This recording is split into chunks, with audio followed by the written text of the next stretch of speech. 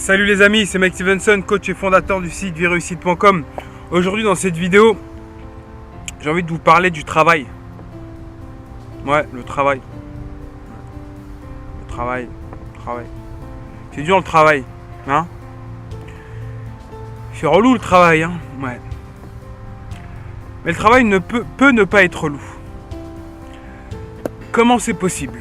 Le travail peut ne pas être relou à partir du moment où vous travaillez pour vous-même. À partir du moment où vous travaillez pour vos rêves. Il y a beaucoup de gens qui sont saoulés d'aller bosser le matin. Il y a beaucoup de gens qui sont dépités de se réveiller pour aller bosser.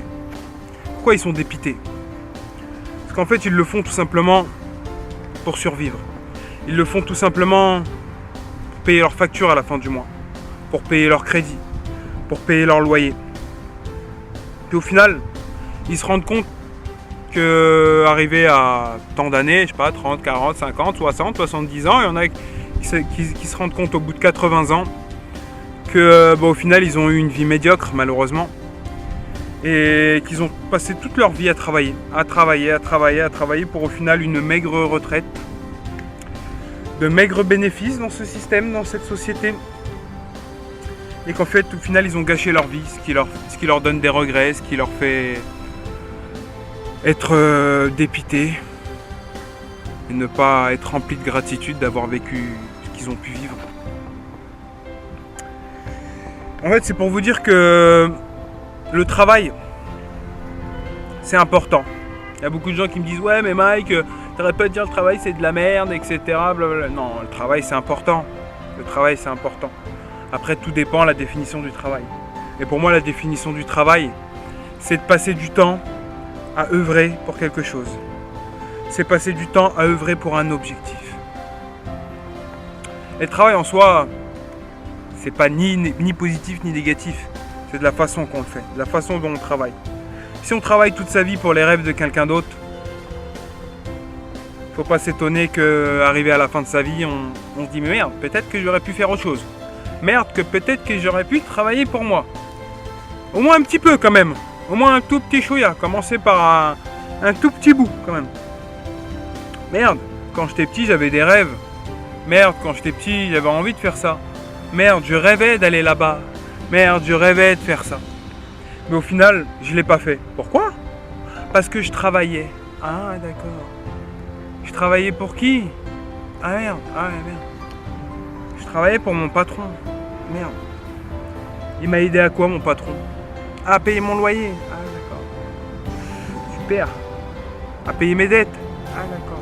Ouais. Au final, j'ai perdu mon temps. Je me rends compte qu'au final, j'ai qu'une vie. Je me rends compte qu'au final, elle va bientôt se terminer. Et que j'en ai pas profité. J'ai pas honoré ma vie. Donc je compte sur vous les amis. Honorez votre vie. Travaillez pour vos rêves. Commencez dès maintenant à travailler pour vos rêves. Moi, c'est ce que j'ai fait. Moi, à la base, vous le savez, j'étais à la rue à 16 ans.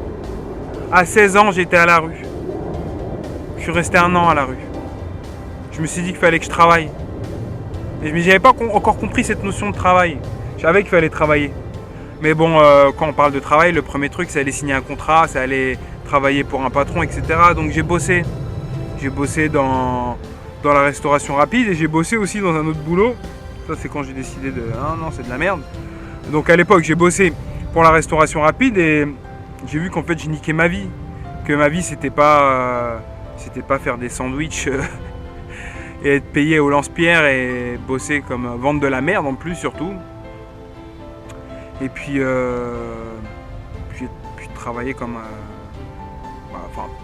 c'était pas la vie que j'avais envie d'avoir. Après, peut-être que c'est la vie que certaines personnes veulent avoir. Je ne sais pas qui, quand il était petit, aurait eu envie d'avoir cette vie. Mais bon, on va laisser le doute. Et bref, du jour au lendemain, je savais pas comment payer mon loyer. Après le travail, j'ai trouvé un appart. Et j'ai travaillé 2 mois et demi et je savais pas comment payer mon loyer. J'en avais marre, mais je savais pas comment payer mon loyer ni comment j'allais manger à la fin du mois. Et j'ai décidé de non. J'ai décidé de dire stop. Non, ça ira. Ça m'intéresse pas. Je préfère être en galère. De toute façon, je sais ce que c'est que la rue. Que de bosser comme ça, de travailler pour ce genre de truc. Et au final, je suis resté quelques jours sans bosser. Enfin, je suis resté quelques jours chez moi, culpabilisé, à me dire merde. Et puis au final, je me suis dit, mais attends, j'ai bossé 8 heures par jour pour un patron. Et si je bossais 8 heures par jour pour moi? Et à partir de ce moment-là, j'ai commencé à bosser, même pas 8 heures, j'ai commencé à bosser quelques heures, 2-3 heures par jour. Et pour moi-même, pour mes rêves. Et sachez les amis, qu'à la fin du mois, j'ai ouvert ma première entreprise qui n'a pas fonctionné comme je le voulais. Mais j'ai fait un premier pas et j'ai pu payer mon loyer et manger à la fin du mois. C'est ça qui était important. Et c'est le pourquoi les personnes ont peur d'arrêter de travailler pour un patron. Et bref, et puis après, c'est vrai que j'ai baissé un peu les bras. C'est vrai que j'ai bossé pour moi, et puis après ça marchait pas trop, j'ai eu des doutes. Donc je suis repostulé un emploi, mais je me suis dit, bon là, je postule pas un emploi à moins de 1800 €. Bon voilà. Donc j'ai postulé à tous les boulots qui étaient payés à plus de 1800 €, sachant que j'avais pas le bac. Et que je l'ai toujours pas d'ailleurs. Et au final, j'étais tellement sûr de moi et tellement confiant, j'avais tellement travaillé ma communication que j'ai décroché ce boulot qui était dans une banque. J'étais payé 2200 € en travaillant 3 semaines par mois. Et pareil, j'avais la paye, j'étais bien payé, je pouvais faire tout ce que j'avais envie. Enfin, tout ce que j'avais envie. Mais c'est pareil, je me levais le matin, j'étais dépité, me dire que voilà, je vais bosser pour, je vais pas bosser pour moi et que je suis pas en train d'avancer vers mes rêves tout simplement. Je suis en train d'avancer vers, moi comment j'appelais ça à l'époque, vers la corruption. Je me corrompais moi-même en fait. Voilà, j'étais payé 2200 €, voilà. Je ferme ma gueule, j'ai pas à me plaindre, je suis payé 2200 €, ferme ta gueule. Il y a des gens, ils rêveraient d'avoir un boulot comme ce que t'as, sans diplôme. Mais ça a duré, donc de moi aussi pareil. Et puis j'ai décidé de dire stop. J'avais plus du tout les mêmes aspirations. Mes aspirations, c'était d'être une personne lambda. Une personne qui va consommer. Faire un petit voyage quand le patron le décide. Et puis le reste, consommer. Et puis atteindre mes rêves. Et puis j'ai décidé de me reconnecter à mes rêves. Et puis j'ai décidé d'arrêter tout simplement. Bref. Pour vous dire qu'au final, quand on décide vraiment de travailler pour ses rêves et qu'on y met du temps, ça finit toujours par payer. Les exemples, ils sont multiples. Vous pouvez aller faire des recherches sur internet, vous pouvez regarder des milliards d'histoires comme ça. Et ça finit toujours par payer. Donc voilà, si vous décidez de travailler pour vos rêves, à partir de maintenant, croyez-moi bien, votre vie elle va changer. Elle va changer de manière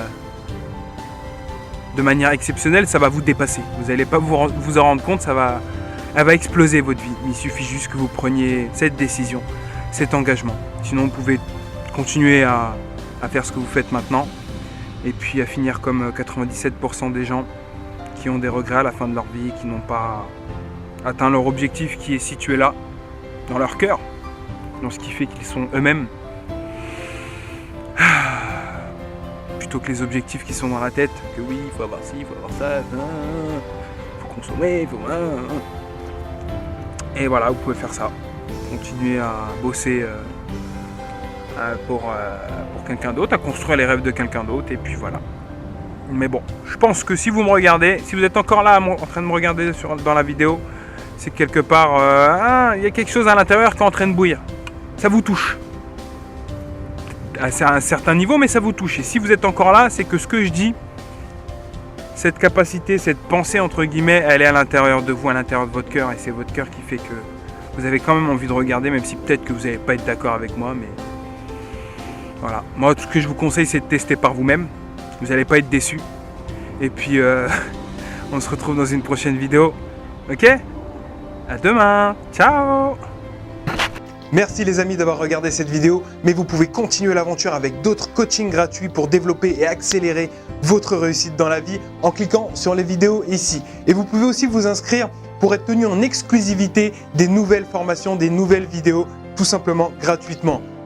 Ciao!